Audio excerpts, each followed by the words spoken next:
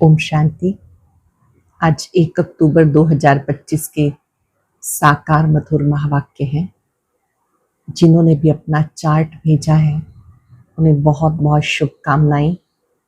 और अभी अक्टूबर मास में फिर से हम अपने चार्ट पर पूरा अटेंशन देंगे, दृढ़ संकल्पधारी होकर बाबा के समक्ष एक प्रॉमिस करेंगे कि जो जो सुबह से लेकर रात तक आपने हमें मर्यादाएं सिखाई हैं, हम उनमें पक्के रहेंगे। आज की मधुर मुरली में बाबा ने याद किया अपने भाग्यशाली बच्चों को। जो भाग्यशाली बच्चे हैं उन्हें बाबा के द्वारा बताई गई युक्तियां बहुत अच्छे से टच होंगी। बाबा जो याद की भिन्न भिन्न युक्तियां बताते हैं वो उन्हें जरूर धारण करेंगे। जो भाग्यशाली बच्चे हैं वो एकांत में जाकर बाबा को याद करेंगे, अपना चार्ट रखेंगे, चेक करेंगे मेरा योग क्यों नहीं लगता, आज मैंने किसी को दुख तो नहीं दिया। बहुत सुंदर बात बाबा ने आज सिखाई कि गाते हैं नैया मेरी पार लगाओ। कौन सी नैया है और कौन पार लगाने वाला है, ये राज शिव बाबा आके समझाते हैं। निराकार शिव बाबा ब्रह्मा मुख से जो ईश्वरीय ज्ञान की बातें सुनाते हैं, जो अच्छी रीति सुनते हैं उन्हें बहुत खुशी रहती है। तुम बच्चों को अतीन्द्रिय सुख में रहना है। कौन मिला, क्या पढ़ाते हैं, जिन्हें पक्का निश्चय है वो सदा अतीन्द्रिय सुख में रहते हैं।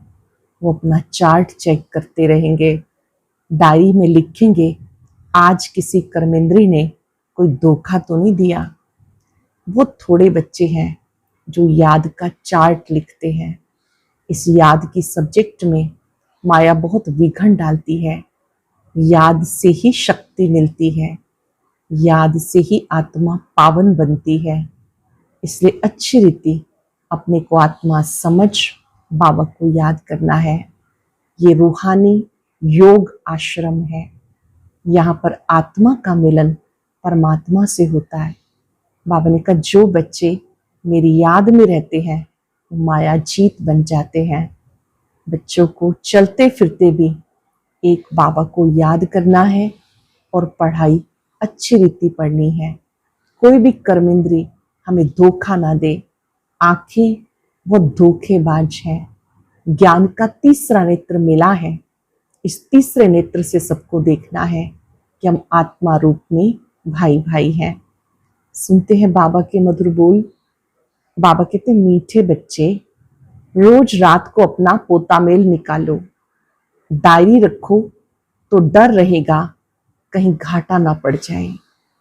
रोज रात को पोतामेल निकालो, डायरी रखो तो डर रहेगा कहीं घाटा ना पड़ जाए।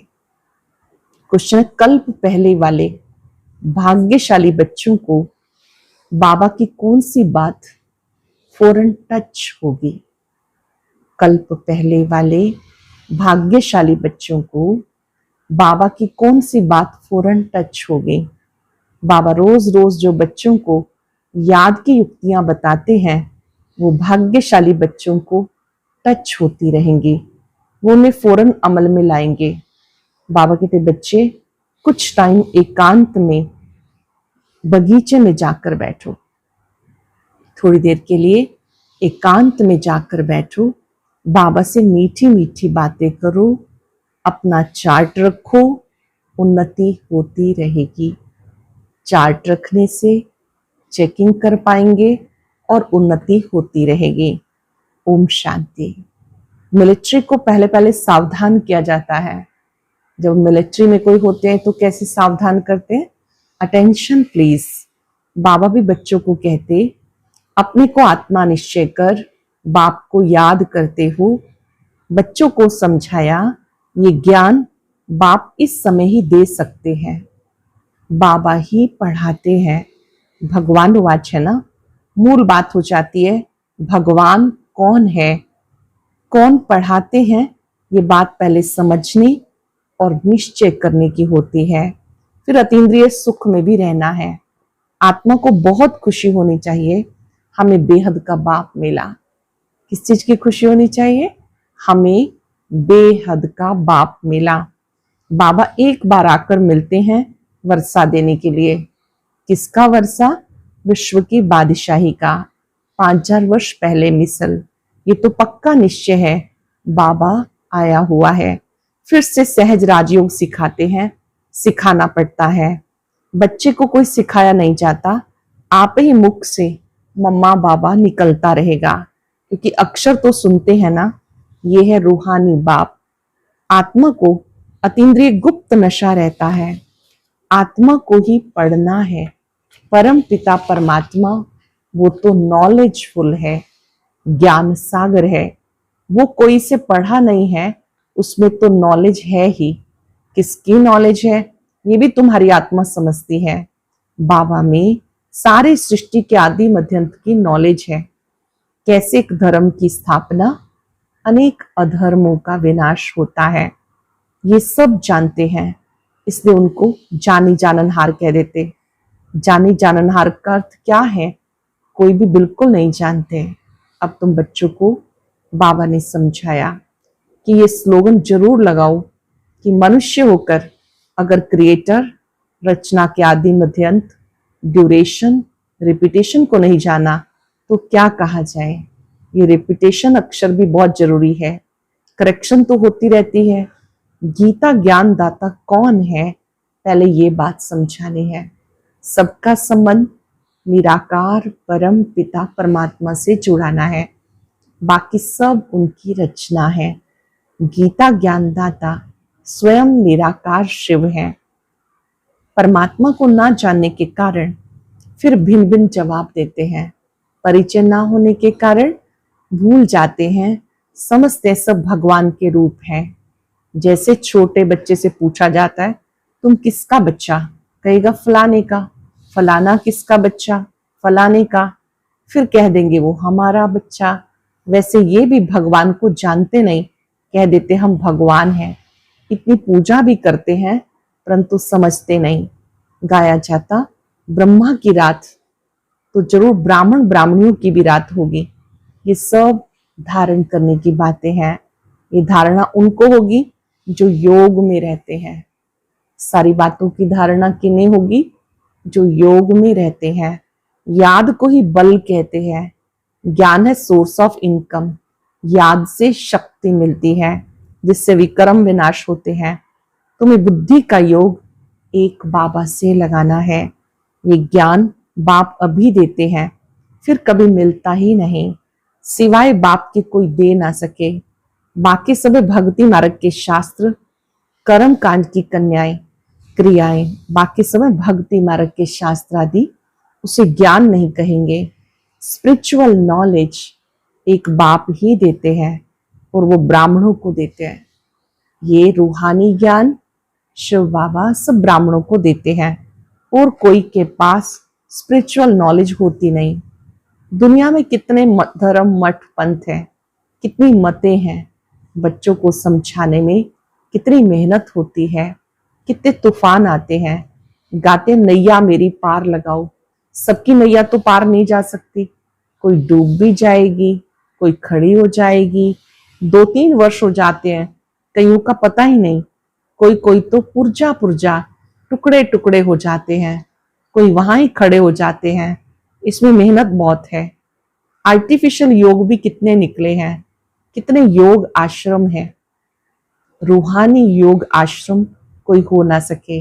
बाबा आकर आत्माओं को रूहानी योग सिखाते हैं। बाबा कहते तो बहुत सहज योग है, इस जैसा सहज कुछ भी है नहीं। आत्मा ही शरीर में आकर पार्ट बजाती है। 84 जन्म मैक्सिमम, बाकी तो कम कम होते जाएंगे। ये बातें तुम बच्चों में कोई की बुद्धि में है। बुद्धि में धारणा बड़ा मुश्किल होती है। पहली बात बाबा समझाते, कहीं भी जाते हो तो बाबा का परिचय दो। कहीं भी जाओ तो ये बाबा कहते आपकी ड्यूटी है, उनको बाबा का सत्य परिचय दो। बाप का परिचय कैसे दे, इसकी युक्ति रची जाती।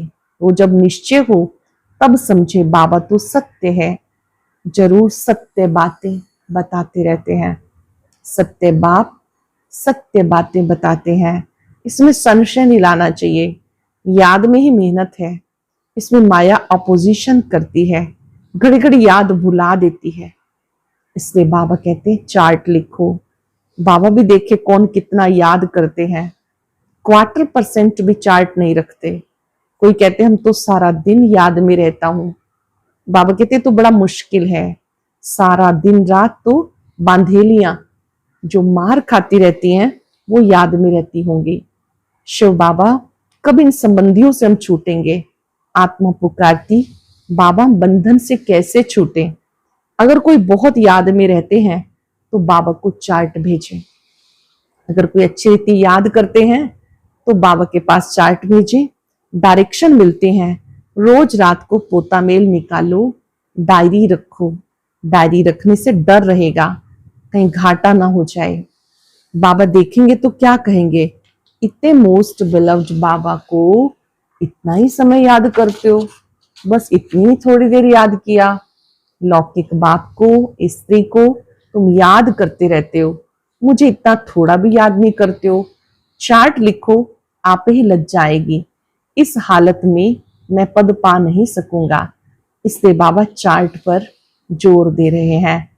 बाप को और 84 के चक्र को याद करना है, फिर चक्रवर्ती राजा बन जाएंगे। बाप को चक्र को याद करने से चक्रवर्ती राजा बन जाएंगे। आपसमान बनाएंगे तो प्रजा पर राज्य करेंगे। यह है राजयोग, नर से नारायण बनने का एम ऑब्जेक्ट ये है। जिसे आत्मा को देखा नहीं जाता, समझा जाता है।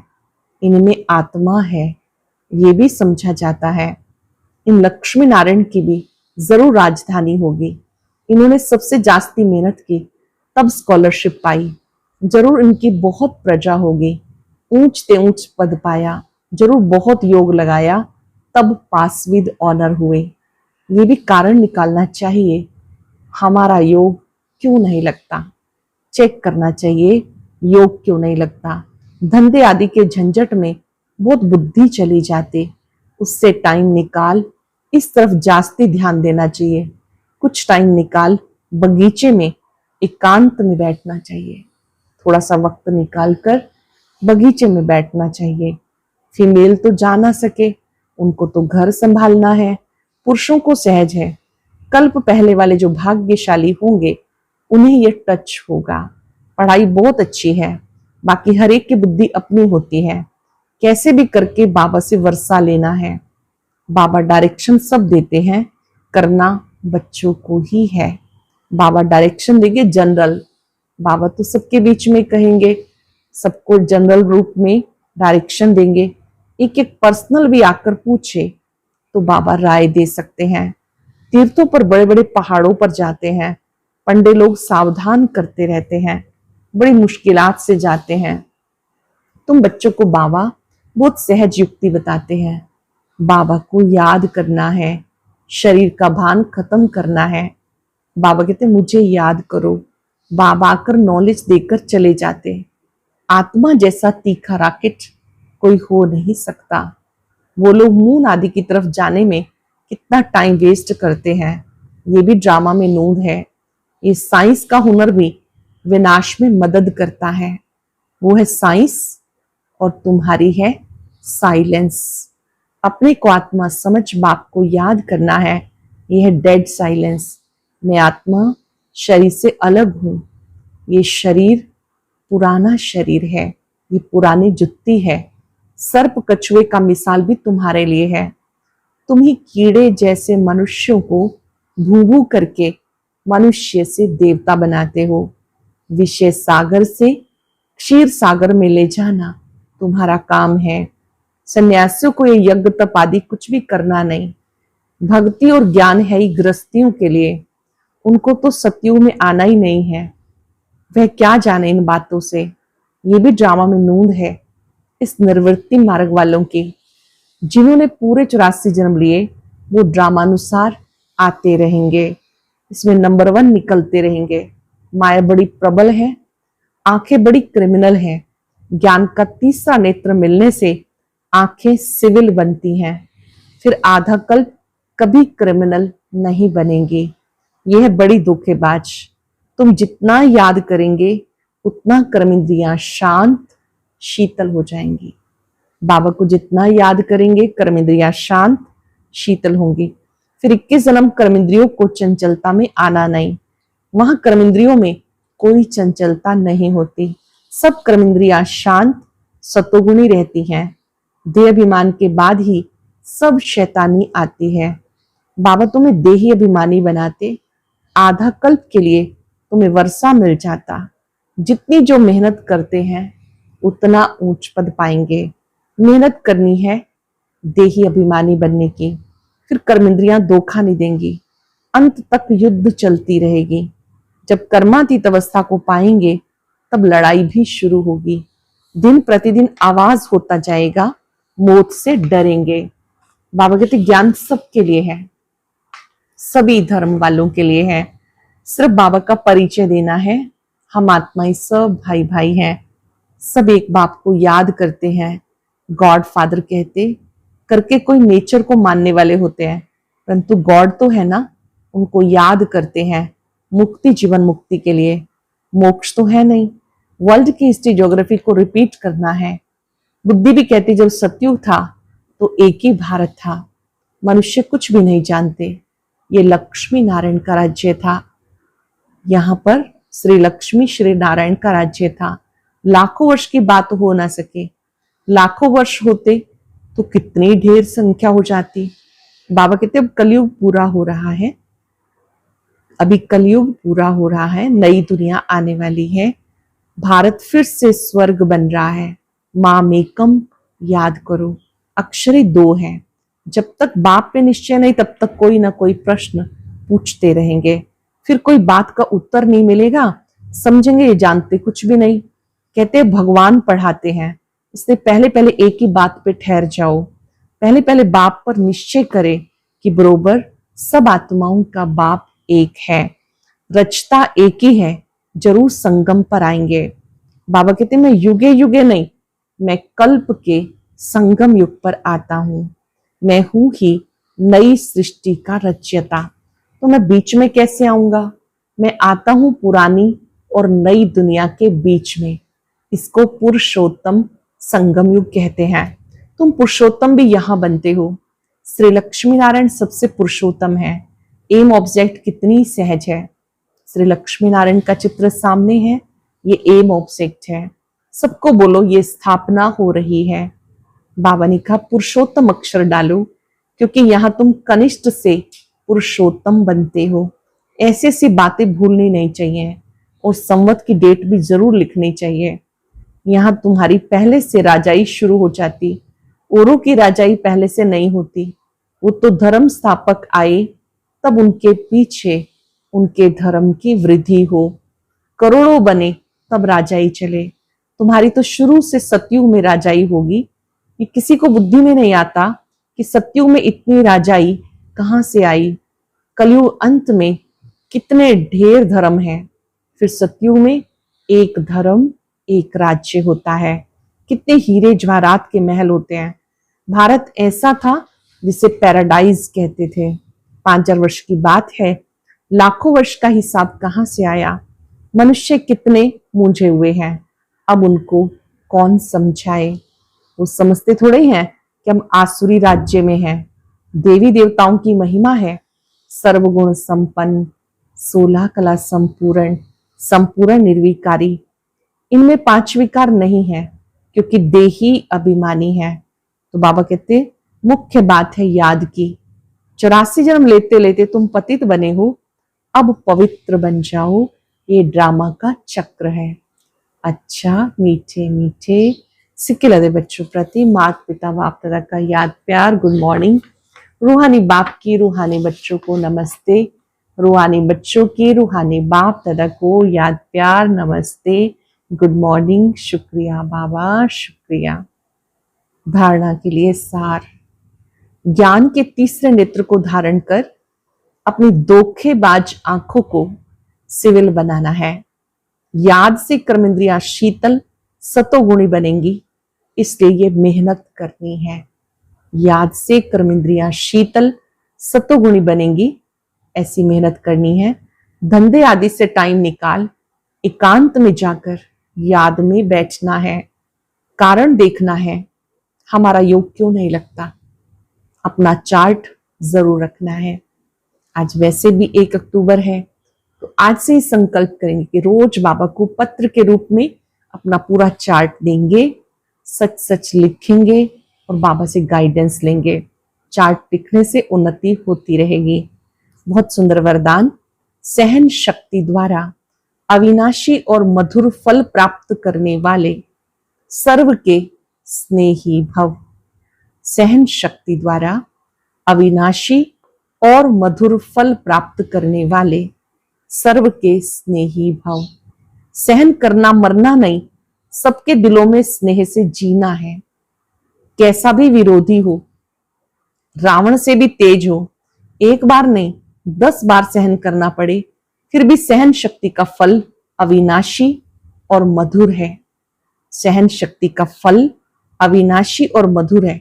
सिर्फ ये भावना नहीं रखो मैंने इतना सहन किया, ये भी तो कुछ करे, ये भाव नहीं आना चाहिए। मैंने इतना सहन किया, ये भी तो कुछ करे। अल्पकाल के फल की भावना नहीं रखो, रहम भाव रखो। यही है सेवा भाव। रहम भाव ही सेवा भाव है। सेवा भाव सर्व की कमजोरियों को समा लेता है। जो सेवा भाव वाला है वो सबकी कमजोरियों को समा लेता है, उनका सामना नहीं करता। अटेंशन से सुनेंगे। सहन करना मरना नहीं है, सबके दिलों में स्नेह से जीना है। कैसा भी विरोधी हो, रावण से भी तेज हो, एक बार नहीं 10 बार सहन करना पड़े, फिर भी सहन शक्ति का फल अविनाशी और मधुर है।